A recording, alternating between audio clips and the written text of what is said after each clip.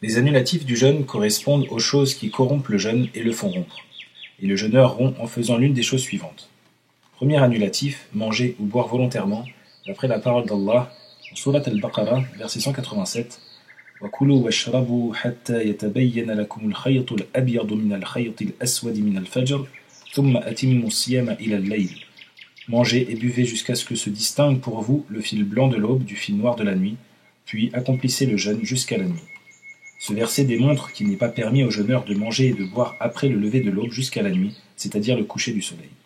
Quant à celui qui mange ou boit par oubli, alors son jeûne est valide, et il est obligatoire pour lui de s'abstenir dès qu'il se rappelle, et qu'on lui rappelle qu'il jeûne. D'après la parole du prophète sallallahu alayhi wa sallam, quiconque mange ou boit par oubli alors qu'il jeûne, qu'il continue de jeûner, c'est seulement Allah qui l'a nourri et abreuvé.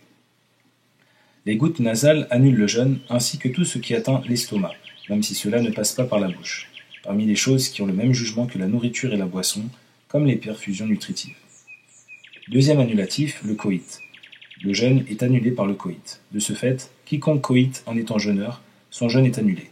Il doit se repentir et implorer le pardon d'Allah, rattraper ce jour, et il a une expiation en plus de cela qui est d'affranchir un esclave. S'il ne peut pas, il doit alors jeûner 60 jours consécutifs, et s'il ne peut pas, il doit alors nourrir 60 pauvres.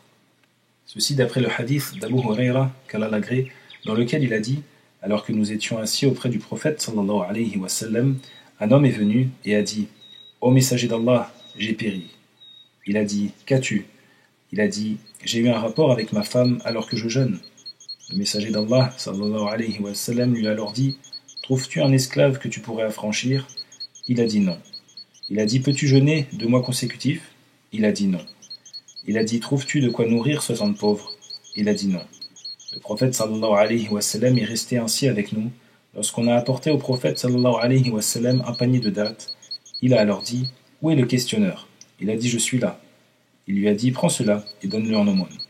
L'homme a dit « Au profit de plus pauvres que moi, ô messager d'Allah, car je jure par Allah qu'il n'y a pas entre ces montagnes de familles plus pauvres que la mienne. » Le prophète sallallahu alayhi wa sallam a alors ri au point de laisser apparaître ses canines, puis il a dit « Nourris-en ta famille ».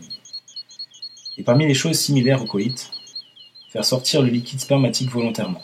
De ce fait, si le jeûneur éjacule de sa propre volonté, par cause d'embrassade, caresse, masturbation ou autre, son jeûne est alors rompu. Ceci fait partie des désirs qui s'opposent au jeûne. Il doit donc rattraper mais n'a pas d'expiation. En effet, l'expiation est imposée par le coït seulement, car le texte est spécifiquement rapporté à son sujet.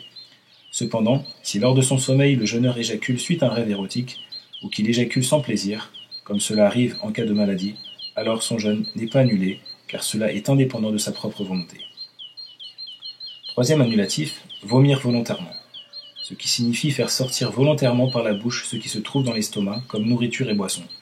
Mais si l'envie de vomir prend le dessus et que cela sort indépendamment de sa propre volonté, alors cela n'a aucune incidence sur son jeûne. D'après la parole du prophète sallallahu alayhi wa sallam, celui sur qui le vomissement a pris le dessus n'a aucun rattrapage à faire.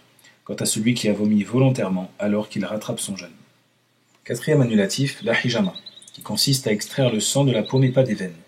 Lorsque le jeûneur subit une hijama, il a certes annulé son jeûne. D'après la parole du prophète sallallahu alayhi wa sallam, celui qui pratique la hijama et celui sur qui elle est pratiquée ont rompu leur jeûne. Elle annule donc également le jeûne de celui qui la pratique, sauf s'il utilise des ustensiles séparés et qu'il n'a pas besoin d'aspirer le sang. Dans ce cas, il ne rompt pas son jeûne et Allah est plus savant. Et parmi les choses similaires à la hijama, extraire le sang par incision ou l'extraire dans le but de le donner. Quant à l'écoulement de sang suite à une blessure, le déracinement d'une dent ou les saignements du nez, cela ne lui nuit pas, car cela n'est pas une hijama et n'est pas similaire à celle-ci. Cinquième annulatif, la sortie du sang des menstrues et des lochis. Dès que la femme voit le sang des menstrues ou des lochis, alors son jeûne est rompu et le rattrapage est obligatoire pour elle. D'après la parole du prophète sallallahu alayhi wa sallam, n'est-ce pas que lorsqu'elle a ses menstrues, elle ne prie pas et ne jeûne pas. Sixième annulatif, l'intention de la rupture. Quiconque a l'intention de rompre avant l'heure de la rupture alors qu'il jeûne. Alors son jeûne est annulé, même s'il n'a rien pris faisant rompre. En effet, l'intention est un des piliers du jeûne, donc s'il l'annule en ayant l'intention de rompre volontairement, alors son jeûne est annulé.